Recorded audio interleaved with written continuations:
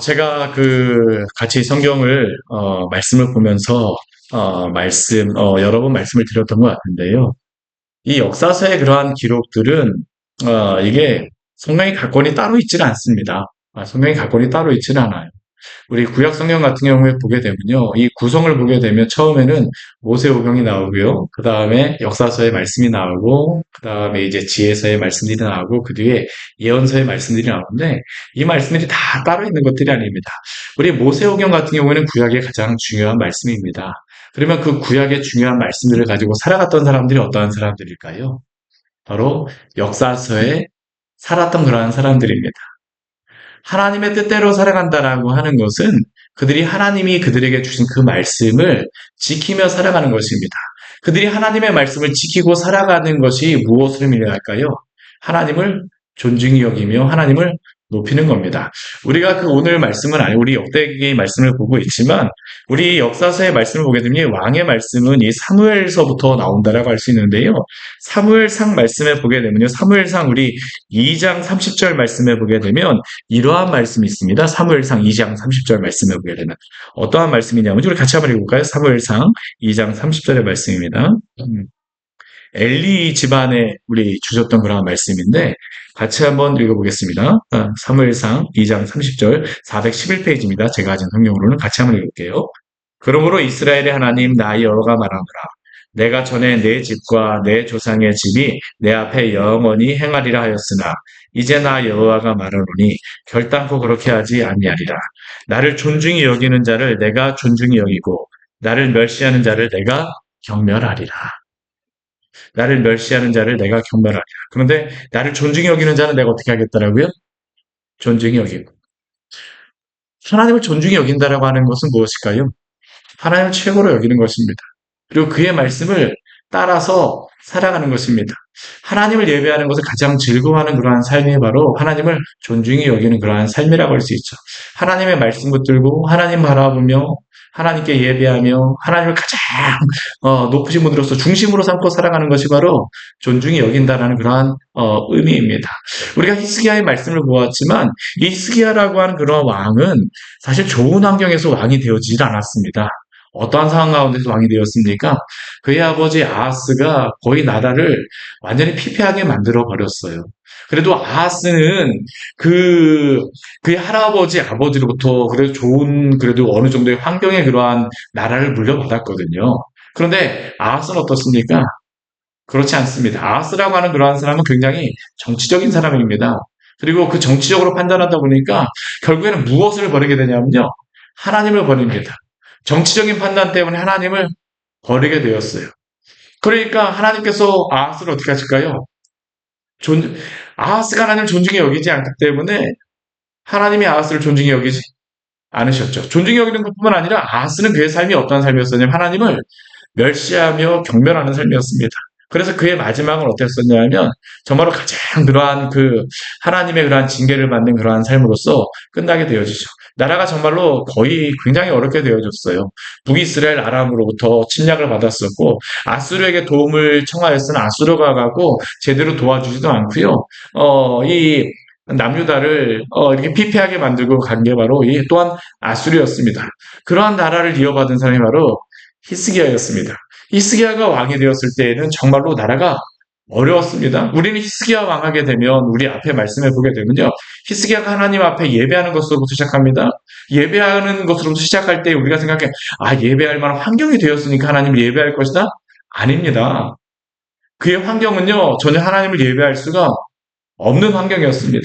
그의 아버지로부터 물려받은 그러한 신앙적인 유산도 사실은 없었고요. 그 나라적인 그러한 깃들도 다 무너지고 있는 그런 상황이었습니다. 근데 히스기야는 한 가지는 붙잡았어요. 무엇을 붙잡았을까요? 하나님 붙잡습니다. 하나님 붙잡습니다. 그건 다른 거 하지 않습니다. 왕이 되자마자 한 게 무엇입니까?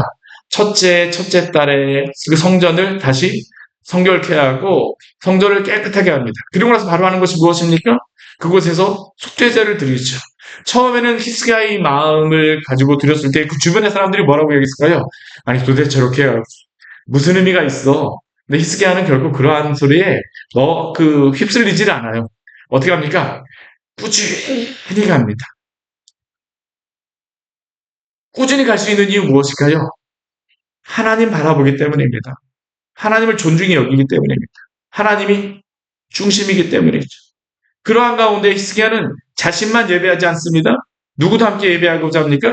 예루살렘의 그러한 백성들, 온 유대의 백성들, 함께 속죄제들을 드리고요. 함께 합니다. 근데 이게 쉬웠을까요?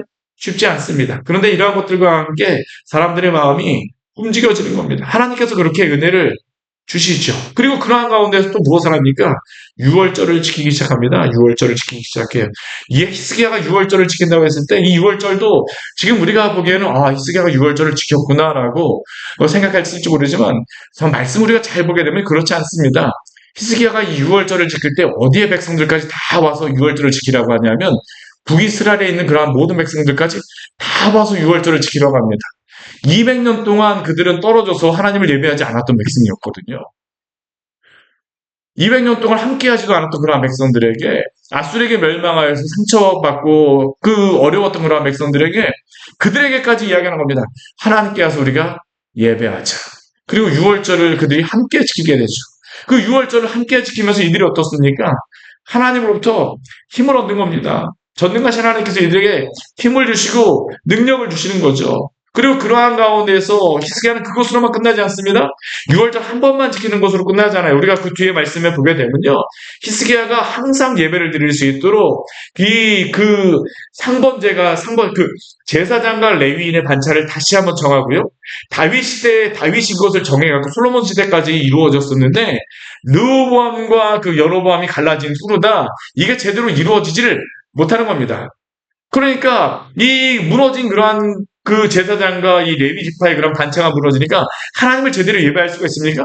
할 수가 없어요. 더군다나 아하스 시대를 지나면서 이게 완전히 무너졌죠. 그러니까 히스기야가 무엇을 하냐면 제사장과 레위인의 반차를 새로 정합니다. 그리고 무엇을 하냐면 상번제를 드리기 시작해요. 우리 상번제를 드린다라고 하는 것은 이게 뭐냐면 그 구약 시대에 우리 5가지의 제사법 있잖아요. 그 5가지의 제사법 중에 가장 힘든 제사법이요. 가장 힘들고 가장 비싼 제사가 어떤 제사인지 아십니까? 번제 제사입니다. 나머지 제사들은 드리게 되면요. 그 하나님 앞에 기름하고 이렇게 콩팥 정도 드리거나 약간의 그런 고기 정도만 드리는 거였었지 대부분은 다 그 제물을 드리게 되면 누가 가져오냐면요.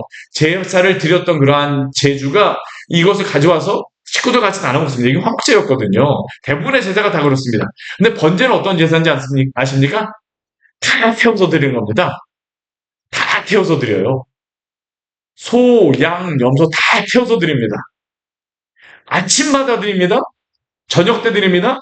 이게 드릴 때 시간이 한 몇 시간 정도 드렸다고 했냐면 4시간, 5시간 정도 드린다라고 합니다. 왜냐하면 짐승 전체를 다 태워야 되거든요. 그러니까 제사장들도 이걸 드리려고 하게 되면요. 아침에 제사 이거 끝났다?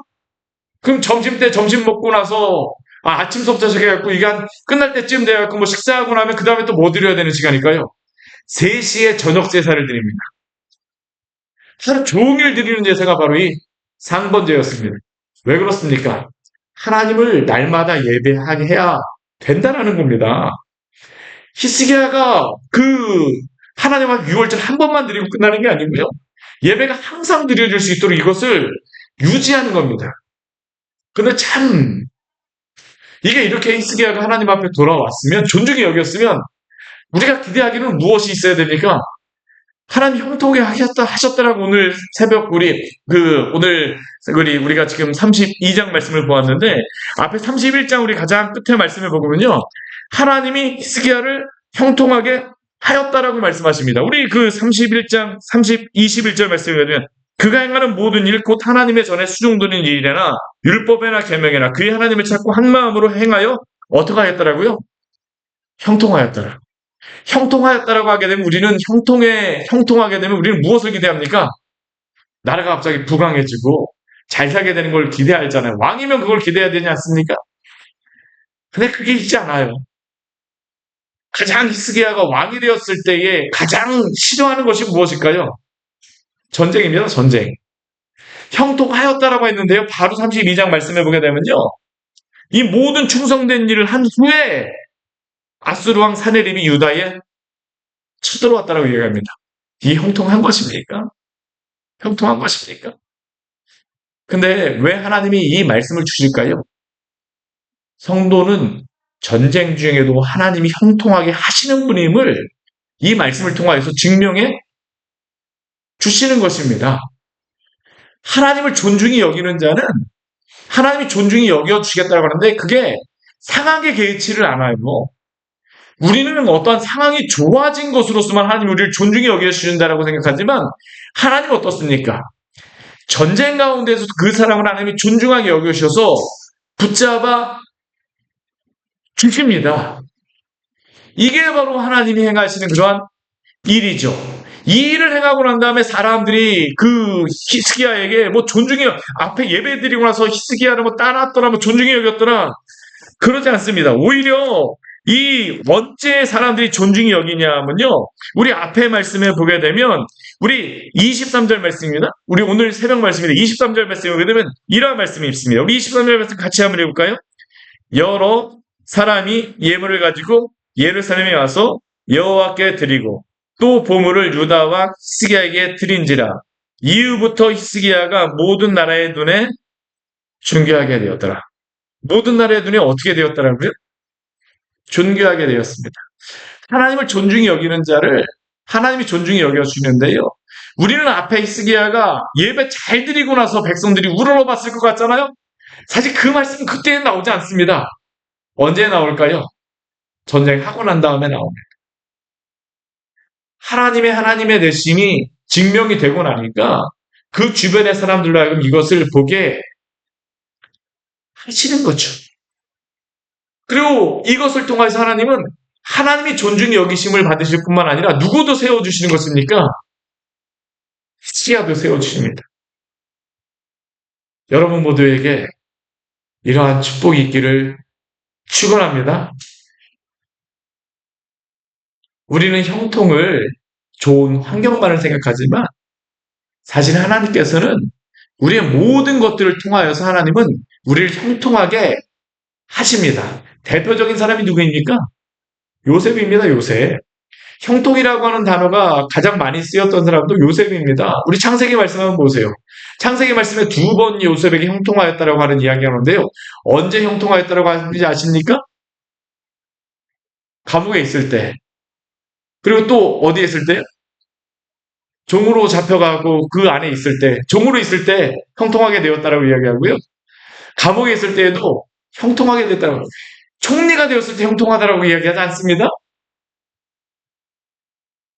하나님은 종살이에서도 형통하게 하시며 감옥에서도 형통하게 하시고 전쟁 중에도 형통하게 하시는 하나님이신 줄 기억하십시오. 이게 우리가 믿는 하나님입니다. 하나님이. 그리고 이것을 통하여서 하나님께서는 믿음을 세워가십니다. 히스기야의 믿음도 세워가시고요. 백성들의 믿음도 세워가시는 겁니다. 사실 우리 오늘 요번 주에 이사야 말씀을 우리가 통전역 성경을 읽게 하는데 어떻게 하다 보니까 이게 또 역대기 말씀에 딱 맞아갖고요. 제가 거의 이사야 말씀을 거의 많이 나누었었는데 오늘 말씀도 사실은 그 말씀 중에 하나입니다. 이 이사야의 말씀을 보게 되면요. 하나님께서 그 분명히 선포하시는 말씀이 있습니다. 이게 뭐냐면 1장서부터 39장까지의 말씀이 두 왕에 대한 이야기입니다. 아하스와 히스기야에 대한 그러한 이야기거든요. 근데 이것 가운데 아하스와 히스기야의 사건 두 가지가 나오는데 이게 다 믿음에 관련된 것입니다. 근데 이 믿음에 관련된 이야기의 배경을 둘러싸고 있는 중요한 그러한 내용이 있는데 그 내용이 무엇인지 아세요? 이 사건이 중요한 것보다 더 중요한 게 있습니다. 하나님이 어떠한 분이신가라는 것을 이사야 선지를 통해서 계속 말씀해 주십니다. 1장서부터 시작하여서요. 마지막 장 66장까지 계속 하나님이 어떠한 분이신가를 계속 말씀해 주세요. 계속 말씀해 주십니다. 히스기야가 전쟁 잘해서가 아닙니다. 하나님 때문입니다. 하나님 때문이에요. 오늘 말씀에서도 그것을 우리에게 분명히 보여주십니다. 오늘 말씀을 보게 되면요. 시작이 어떻게 되냐면 그때에라고 시작합니다. 그때에. 우리 그때라고 그 오늘 말씀도 시작하고요. 우리 어디에도 또 그때라고 나오냐면요. 오늘 또 어디에도 그때라고 나옵니까? 우리 24절에 우리 그때라고 나오고요. 또 어디에도 한 군데가 더 이 그때라고 나오는 부분이 있지 않나요? 제가 잘못 봤었나? 네. 그건 나중에 보게 되면 제가 이야기하겠습니다. 그때에 히스기야가 병들어 죽게 되었으므로, 그때에 이 히스기야가 제가 다른 앞에 이사야 말씀하고 열왕기 말씀 보면서 제가 이게 헷갈린 것 같아요. 이 그때라고 나오는데 이 열왕기 말씀도 그렇고요. 히스기야의 그 이사야 말씀도 그렇고 다 이 말씀이 나왔습니다. 그때라고 하는 그러한 그 시작으로 다가 나오거든요. 근데 그때라고 하게 되면 우리는 이 성경 말씀을 어떻게 많이 생각을 하냐면 순서적으로 이 시간 관계가 되어졌을 거라고 여러분들 생각을 하시잖아요. 그렇죠? 오늘 말씀도 우리 32장 24절 그때라고 하게 되면 이 뒤에 나오는 말씀보다 어떤 게 더 먼저 일어났을 거라고 여러분들 생각하십니까? 23절 이전의 사건이 먼저 일어났을 것이라고 우리는 당연히 생각하잖아요. 그 23절 우리 이전의 사건은 어떠한 사건이냐면 바로 사내립과 아수르 사내립과 전쟁하는 그러한 사건입니다. 근데 재밌는 건 뭐냐면요. 이 지금 24절 이후에 나오는 그 말씀이 히스기야의 죽음 관련된 그러한 부분하고 뭐 존귀하게 돼서 부자 되어진 그러한 거 빼놓고는요. 여기에도 두 가지의 사건이 나온다고 했었는데 그 두 가지의 사건이 아수르와의 전쟁 전에 발생한 그러한 것들입니다. 전쟁 전에 발생한 것들이에요. 이게 그 열왕기라던가 이사야 말씀을 보면 알 수가 있습니다. 오늘 이 역대기 말씀에서 이것을 자세히 설명하지는 않아요. 그런데 24절 말씀해 보게 되면요. 그때에 히스기야가 어떠한 일이 일어났다고 합니까? 히스기야에게 병들어 죽게 되었다라고 이야기합니다. 어떠한 병으로 말미암아 죽게 되었는지는 알 수가 없어요. 근데 우리가 이 말씀을 우리 열왕기 우리 20장 우리 한번 펴서 우리 같이 한번 비교해서 한번 볼까요? 근데 열왕기 20장 말씀을 보게 되면요. 20장 말씀에도 보게 되면 여기에 20장 1절 말씀에 보게 되면 이렇게 시작을 합니다. 우리 같이 한번 읽어볼게요. 그때에 히스기야가 병들어 죽게 되매 여기까지만 읽겠습니다. 여기 제가 이걸 보고 헷갈렸던 거네요. 그렇죠? 그때에 히스기야가 병들어 죽게 되매 죽게 되매 그래서 그가 병들어 죽게 되었을 때 그가 무엇을 하냐면 아모스의 아들 선지자 이사야가 그에게 나오게 됩니다. 근데 이사야가 와서 히스기야에게 무엇이라고 이야기를 하냐면요. 무엇이라고 이야기합니까? 너가 이제 죽게 되었으니 너의 집을 정리하라. 너가 죽고 다시 살지 못하리라. 여러분들 이러한 이야기를 이사야 선지자에게 직접 들었다고 하게 되면 우리는 어떤 마음이 들까요? 절망하는 마음이 들지 않겠습니까? 절망하는 마음이 들어요. 절망하는 마음이 들 수밖에 없지 않겠습니까? 근데 이러한 때에 히스기야가 무엇을 할까요? 오늘 20장 2절 말씀을 하게 되면 이렇게 말씀합니다. 같이 한번 읽을까요? 히스기야가 낯을 벽으로 향하여 여호와여 이렇게 기도하여 이르되 우리 오늘 32장 24절 말씀도 사실은 그걸 말씀하고 있는 겁니다. 그때 히스기야가 병들어 죽게 되었음에 여호와께 어떻게 합니까? 기도하매 그리고 여호와께서 그에게 대답하시고 또 이적을 보이셨다라고 말씀합니다. 하나님이 어떻게 이적을 보이셨을까요? 우리 열왕기 말씀에 여기에는 정확히 나오진 않지만 이 열왕기 말씀에 오게 되면요. 어떻게 그 히스기야가 하냐 하면 하나님 앞에 정말 벽을 향해서 간절히 기도합니다. 심히 통곡하면서 기도하였다라고 이야기를 하고 있죠. 사랑하는 여러분, 고난이 닥쳤을 때에 하나님 앞에 기도하시기를 바랍니다. 우리는 이러한 생각을 하곤 해요. 하나님이 주권적으로 정해놓으셨으면 아무리 우리가 기도해도 하나님이 그 주권 가운데 기도한다라고 특별히 의미가 없는 건 아닐까? 그렇지 않습니다. 오늘 히스기야 말씀 보게 되면요. 하나님 앞에 간절히 기도하였을 때 우리 뒤에 보게 되면 우리 6절 말씀 보게 되면 하나님이 히스기야에게 약속을 주십니다. 무엇이라고 우리 20장 6절 말씀에는 뭐라고 말씀하십니까? 내가 내 날을 15년을 더할 것이며 라고 합니다. 몇 년을 더해 주겠다라고요? 15년의 시간을 더해 주시겠다라고 말씀하십니다.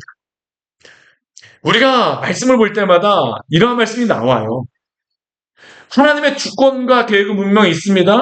그러면 하나님의 주권과 계획이 있으면 우리는 기도하지 말아야 됩니까? 하나님이 그냥 하실 거니까 우리는 가만히 있으면 됩니까? 아닙니다. 우리에게 기도하라고 말씀하세요. 그 기도하라고 말씀하시는 그 가운데는 어떤 의미가 있냐면 우리의 기도를 충분히 들으시고 하나님의 주권과 섭리를 이루어 가시겠다는 그 약속이 그 안에 있음을 믿으시기를 바랍니다. 원래 하나님의 그 주권과 뜻 안에는 무엇이 있었을까요? 히스기야에게 이렇게 생명을 연장시키는 것까지 하나님 분명히 다 계획하셨을 것입니다. 그렇죠? 먼 그러한 의미에서는. 그러나 히스기야에게는 분명히 이러한 것을 통해서 무엇을 하게 하실까요? 하나님 앞에 간구하며 기도하게 하십니다. 그렇기 때문에 사랑하는 여러분, 어려움에 닥쳤을 때에 하나님 앞에 간절히 기도하며 나아가십시오. 하나님께서 우리가 간절히 기도하며 나아갈 때에 우리는 알지 못하지만 하나님의 그 축복과 섭리에 따라서 하나님의 우리의 기도를 다 들어주셔서 하나님의 그 계획을 이루어가실 줄 믿으시기를 바랍니다. 근데 왜 이렇게 히스기야가 열심히 하나님 앞에 기도할 수밖에 없었을까요? 이게 제가 아까 말씀드린 것처럼 우리 아까 그 열왕기하 20장 말씀을 보게 되면요. 6절 말씀, 20장 6절 말씀을 보게 되면 이러한 말씀이 여기에 덧붙여져 있습니다. 20장 6절 말씀을 같이 한번 읽어보겠습니다. 내가 내 날을 15년을 더할 것이며 내가 너와 이 성을 아스루 왕의 손에서 구원하고 내가 나를 위하여 또 내 종 다윗을 위함으로 이 성을 보호하리라 하셨다 하라 하셨더라. 아멘. 우리 이 말씀을 보게 되면요. 이 말씀을 보니까 지금 이 히스기야의 병이 들린 것이 전쟁 전입니까? 전쟁 후입니까? 전쟁 전이라는 것을 알 수 있죠. 전쟁 전에 이 일이 있게 되어지는 겁니다. 그리고 이 가운데 하나님 앞에 간절히 기도해요.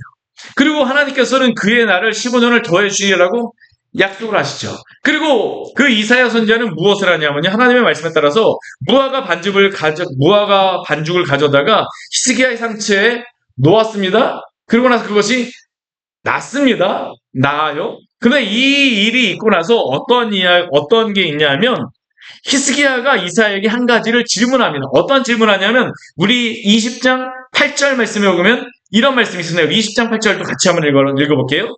히스기야가 이사야에게 이르되 여호와께서 나를 낫게 하시고 3일 만에 여호와의 성전에 올라가게 하실 무슨 징표가 있나이까 하니 3일 만에 낫게 하시겠다고 분명히 말씀하셨거든요. 그런데 히스기야 같은 경우에는요. 낫게 하시겠다라는 그 말씀만으로 지금 어떤 겁니까? 불안한 겁니다. 그러니까 이사야를 통해서 하나님께 무엇을 묻냐면 나를 낫게 하시는 그 징조가 무엇입니까? 무엇입니까? 하나님이 정말로 그 응답하여 주시는 그 징표가 무엇입니까? 그러자 이사야가 그 히스기야에게 무엇을 이야기하냐면 우리 9절 말씀을 보게 되면요. 그 해시계를 가지고 해시계 10도가 나아갈 것인지 물러갈 것인지를 왕이 결정하라고 이야기합니다. 그러자 히스기야가 무엇이라고 이야기합니까? 우리 10절 말씀 같이 한번 읽어볼게요. 히스기야가 대답하되 그림자가 10도를 나아가기는 쉬우니 그리할 것이 아니라 10도가 뒤로 물러갈 것이니이다 하니라. 이 의미는 무엇입니까? 시간을 되돌려 달라는 겁니다. 10도만큼을 되돌려 달라는 것이에요. 그리고 이것이 히스기야에게는 징표가 되어집니다. 징표. 이 징표가 왜 중요한지 아세요? 아수르가 와서 지금 이제 전쟁을 앞두고 있잖아요. 근데 아수르가 섬기는 신이 어떠한 신인지 아십니까? 해신과 달신입니다. 하나님이 히스기야에게 질문하신 거예요. 내가 너에게 징표를 줄게. 해를 앞으로 가게 할까? 뒤로 가게 할까? 히스기야는 거기에 대해서 하나님, 해가 앞으로 가는 것은, 빨리 가는 것은 오히려 더 쉬운 것 같으니까 뒤로다 돌려주십시오. 이것은 어떤 의미가 있을까요? 하나님이 아수르의 신을 이기실 수 있는 분이라는 그러한 징표가 바로 이 징표인 줄 믿으시기를 바랍니다. 하나님이 아수르와의 전쟁을 앞두고 나서 히스기야에게 한 가지 징표를 주시는 것입니다. 어떤 징표요? 내가 바로 전능한 하나님이시라는 겁니다. 사랑하는 여러분, 우리의 믿음은 내가 그냥 믿음이 있습니다라고 주장하는 게 아닙니다. 우리의 믿음은 어떠한 믿음일까요?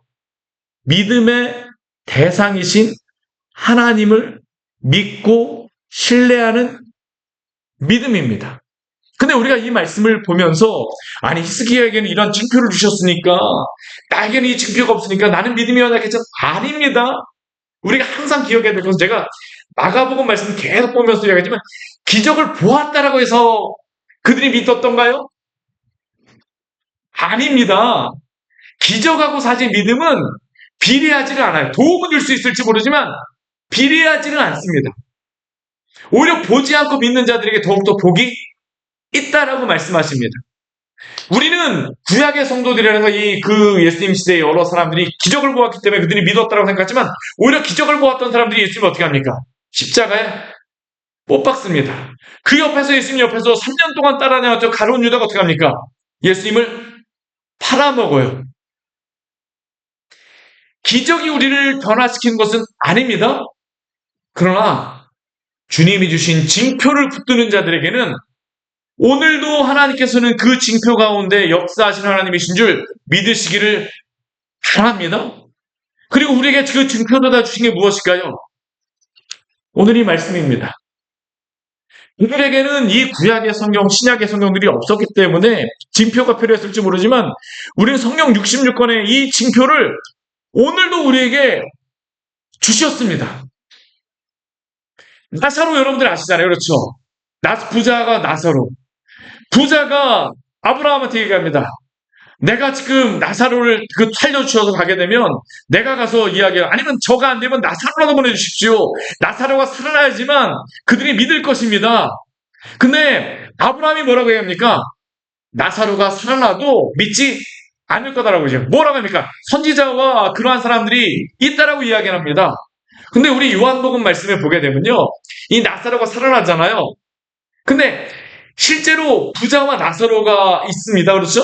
근데 요한복음 말씀에 보게 되면 같은 이름 나사로를 가진 사람이 부활합니다. 근데 요한복음 한번 말씀 보세요. 나사로가 부활하였을 때 그 성경의 사람 그 바리새인이라든가 사두개인이라든가 그 종교 지도자들이 무엇을 계획하는지 아십니까?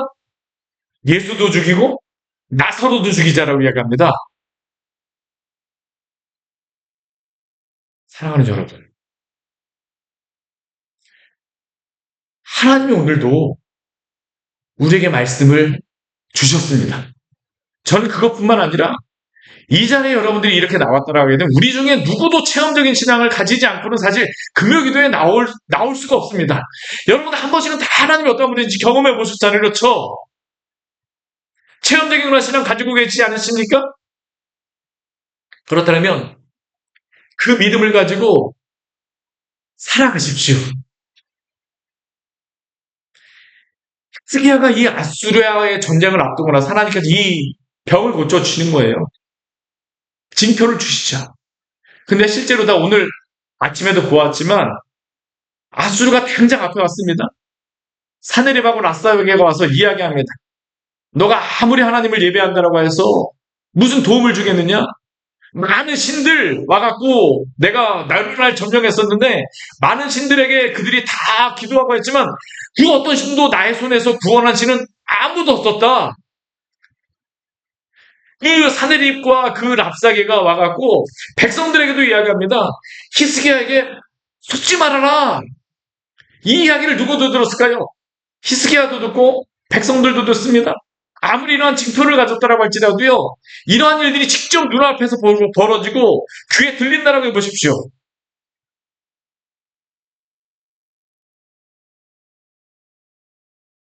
여러분들 믿음으로 살아갈 수 있습니까?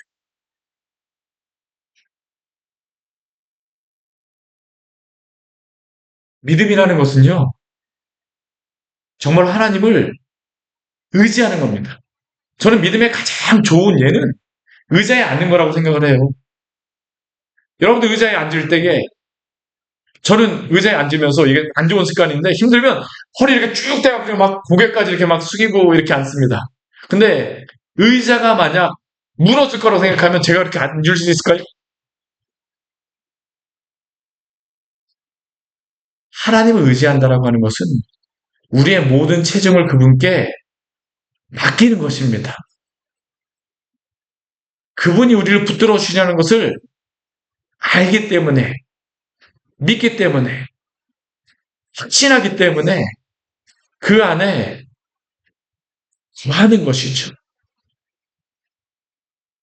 사랑하는 여러분, 이러한 믿음으로 우리가 주님 앞에 나아가기를 원합니다. 그래서 믿음은 체험적일 수밖에 없습니다. 저는 이 체험이라고 하는 것이 특별한 체험은 아니고요. 정말 하나님이 살아계시다라는 것을 우리가 말씀을 통해서건 무엇을 통해서건 정말로 체험적으로 알아야지만 거듭나지 않게 되면요. 주님을 알 수가 없습니다. 그러니까 제가 아무리 복음을 전해도 참 답답한 게 주님을 알고 싶어야 하는데 이게 체험적이 되어지지 않게 되는 건 주님이 정말로 하셔야 되는 겁니다. 근데 그런 은혜가 있음에도 불구하고 제가 정말 또 그 다음에 안타까운 분들은 어떤 분이냐면 은혜가 있음에도 불구하고요. 체중을 실지를 않습니다. 근데 체중을 실지 않게 되면요. 하나님의 영광을 볼 수가 없습니다. 근데 이게 체중을 실는다라는 게 쉬울까요? 쉽지 않습니다. 오늘 말씀에도 그게 또 나오는 겁니다. 히스기야가 분명히 징표를 하나님 보여주셨잖아요. 근데 히스기야의 마음이 왔다 갔다 합니다. 오늘 여기에 보게 되면요. 직접적으로 나오진 않지만 우리 26절, 우리 32장 26절 말씀을 보게 되면 이런 말씀이 있습니다. 우리 같이 한번 읽어볼까요? 히스기야가 마음의 교만함을 뉘우치고 예루살렘 주민들도 그와 같이 하였으므로 여호와의 진노가 히스기야의 생전에는 그들에게 내리지 아니라. 도대체 히스기야의 마음의 교만함을 뉘우쳤다고 하는데 히스기야가 교만하게 죄를 짓는 부분이 도대체 어떠한 부분입니까? 사실 열왕기에서도 그렇고 이사야에서도 그렇고 이게 역대하에서도 그렇고 이거만 딱 보게 되면 무엇인지 변명하지 않거든요. 근데 이게 분명히 나옵니다. 어떤 부분이냐면요. 오늘 말씀에도 나왔는데 이게 뒤에서 좀 숨어서 나옵니다. 어떤 말씀이냐? 우리 31절 말씀입니다. 우리 31절 말씀, 우리 32장 31절 말씀 같이 한번 읽어볼게요. 그러나 바벨론 방백들이 히스기야에게 사신을 보내어 그 땅에서 나타난 이적을 물을 때에 하나님이 히스기야를 떠나시고 그의 심중에 있는 것을 다 알고자 하사 시험하셨더라. 우리 열왕기 말씀에는요. 제가 이 말씀을 다 읽진 않고 요 부분만 한번 볼게요. 열왕기하 20장 말씀입니다. 열왕기하 20장 말씀에 보게 되면요. 이 말씀이 바로 이어서 나옵니다. 우리 열왕기하 20장 우리 몇 절이냐면 12절 말씀입니다. 12절 말씀은 우리 11절 말씀에서 해 그림자를 10도 뒤로 물러가게 하셨습니다. 히스기야가 분명히 이걸 믿었어요. 그렇죠? 징표를 받았습니다. 근데 12절 무엇이라고 잠깐 같이 한번 읽어볼까요? 그때에 발라단의 아들 바벨론의 왕 발라단이 히스기야가 병들었다 함을 듣고 편지와 예물을 그에게 보낸지라. 우리 여기에도 또 그때가 한 번 더 나오죠. 그렇죠? 근데 이것도 언제냐면요. 아수르와의 전쟁이 일어나기 전입니다. 전이에요. 이게 실제로 이것은 역사 안에서 기록이 되어져 있는 그러한 사건입니다. 기록이 되어져 있는 그러한 이 사건이거든요. 근데 바벨론이 이게 느부갓네살 바벨론하고 다릅니다. 느부갓네살 바벨론은요 신바벨론이라고 하고요. 여기 무로닥 발라단이라고 하는 이 사람은 구바벨론의 사람입니다. 구바벨론의 사람. 이 느부갓네살보다 이게 한 100년 전 정도 그 정도 앞에 사람이 바로 이 브로닥 발라단이거든요. 근데 이 사람이 아수르하고 그때 먼저 그 아수르가 생겨날 때 이 바벨론도 그때 같이 일어났었는데 아수르하고 바벨론하고 경쟁하다가 나중에 바벨론이 생겨난다라긴 한데 아수르하고 전쟁을 하다가 어떻게 되냐면 패배하게 됩니다. 그래서 구바벨론이 다 멸망하게 되어져요. 근데 이 구바벨론이 어느 정도 힘을 얻었었거든요. 그리고 그러한 가운데에서 이 구바벨론이 주변을 아수르하고 싸우려고 하다 보니까 주변을 찾아보니까 다른 나라들은 대부분 다 멸망했습니다. 남은 나라가 어떤 나라였는지 아세요? 남유다였던 겁니다. 그러니까 이 무로닥 발라단이 히스기야가 병들었다라는 이야기를 들으니까 이 기회를 타갖고 무엇을 하려고 보냈을까요? 화친을 청하려고 사람을 보낸 겁니다. 이때 히스기야가 이 사람들을 만나게 되면 히스기야의 마음에도 어떤 생각이 들까요? 우와, 하나님이 보내셨구나. 그런 생각 들지 않겠습니까? 하나님이 이렇게 이 사람들을 보내셨네? 그러니까 그 뒤에 말씀을 보게 되면요. 우리 열왕기 말씀이라든가 이사야 말씀을 보게 되면 이 히스기야가 어떻게 하냐면 왕국에 있는 모든 보물들하고요. 성전에 있는 모든 보물들을 다 열어서 보여줍니다. 왜 보여줬을까요? 혹시 내가 이 정도 힘이 있으니까 연합해갖고 아수르하고 전쟁에 보자. 근데 하나님이 그걸 원하셨을까요? 원하시지 않습니다. 제가 그 연합하는 게 나쁘다라고 말씀드리는 게 아니고요. 지금 이 상황에서 전쟁을 오직 누구에게만 속했습니까? 하나님께만 속하고 하나님만 의지하라고 분명히 히스기야에게 계속 말씀해 주셨거든요. 진표도 지금 그런 의미거든요. 근데 당장 바벨론 오니까 히스기야의 마음이 누구에게 기울어지는 겁니까? 하나님보다도. 바벨론에게 기울어지는 겁니다. 근데 이게 나중에 무엇이 되냐면요. 바벨론이 남유다를 멸망시키는 그러한 이유가 바로 이게 됩니다. 비록 구 바벨론은 멸망하였지만 남유다의 그러한 성전 안에 들어가게 되면 이러한 것들이 있더라. 거기 가면 이러한 것들이 있더라. 다 어떻게 했을까요? 소문이 갔던 겁니다. 바벨론이 나중에 남유다라 갖고 성 하나 해부로 뜨는 겁니다. 왜요? 보고 갔거든요. 보고 갔거든요. 우리 히스기야가 믿음의 사람이지만 그러나 히스기야가 우리 오늘 말씀해 보게 되면 앞에 말씀해 보게 되면 뭐라고 말씀하십니까? 히스기야가 마음에 교만함이 있었다고 이야기를 하죠. 교만함은 무엇일까요? 하나님만 의지하는 것이 아니라 나를 의지하는 거죠. 내 방법 찾는 거죠. 그런데 하나님께서 그러한 모든 것들을 다 막아버리세요. 바벨론 멸망시키십니다. 오직 누구만 바라보게 하실까요? 하나님만 바라보게 하십니다. 사랑하는 여러분, 하나님만 의지하시기를 바랍니다.